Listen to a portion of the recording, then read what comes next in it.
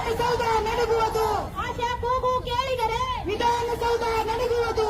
AIUTUC ಜಿಂದಾಬಾದ್ ಜಿಂದಾಬಾದ್ ಜಿಂದಾಬಾದ್. ಬೇಕೇ ಬೇಕು, ನ್ಯಾಯ ಬೇಕು, ಬೇಕೇ ಬೇಕು, ನ್ಯಾಯ ಬೇಕು. ಎಲ್ಲಿವರೆಗೂ ಹೋರಾಟ, ಆಶಾ ಕಾರ್ಯಕರ್ತರನ್ನು ಬೀದಿಗಿಳಿಸಿದ ಸರ್ಕಾರಕ್ಕೆ ಹೇಳಿ ಧಿಕ್ಕಾರ.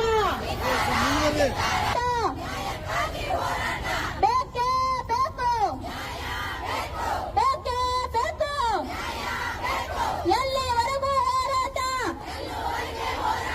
ಮಾನ್ಯ ಮುಖ್ಯಮಂತ್ರಿಗಳೇ ಕೊಟ್ಟ ಮಾತನ್ನು ನಡೆಸಿಕೊಳ್ಳಿ. ಬೇಕೇ ಬೇಕು, ಬೇಕೇ ಬೇಕು, ಎಲ್ಲಿವರೆಗೂ ಹೋರಾಟ, ಏತಕ್ಕಾಗಿ ಹೋರಾಟ.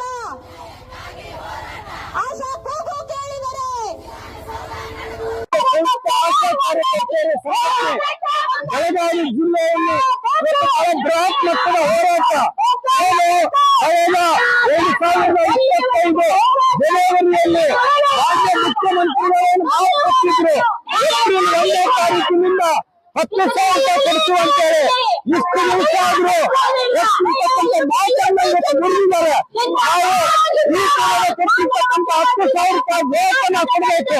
ಜೊತೆಗೆ ಬರ್ತಕ್ಕಂಥ ಬಜೆಟ್ ಅಲ್ಲಿ 5,000 ರೂಪಾಯಿ ಏನು ನಮಗೆ ಕೊಡ್ತಾ ಇದ್ದಾರೆ ಪ್ರತಿದಿನ, ಅದನ್ನ 8,000 ರೂಪಾಯಿ ಏರಿಕೆ ಮಾಡಬೇಕು ಅಂತೇಳಿ ಇದ್ರ ಜೊತೆಗೆ ಇಂತಹ ಸಮಸ್ಯೆಗಳನ್ನು ಬಗೆಹರಿಸುವ ಬದಲಾಗಿ ಏಕಾಏಕಿ ಇವತ್ತೇನು ಸರ್ಕಾರ 7,000 ಆಶಾ ಕಾರ್ಯಕರ್ತರನ್ನು ತೆಗೆಸುವಂತ ಹೇಳಿದ್ರು. ಇದು ಅತ್ಯಂತ ಖಂಡನೀಯ. ನಮ್ಮ ಕರ್ನಾಟಕ ರಾಜ್ಯ ಸಂಯುಕ್ತ ಆಶಾ ಕಾರ್ಯಕರ್ತರ ಸಂಘಕ್ಕೆ ಈ ಸರ್ಕಾರದ ತೀರ್ಮಾನವನ್ನ ತೀವ್ರವಾಗಿ ಖಂಡಿಸ್ತಾ ಇದ್ದೀವಿ.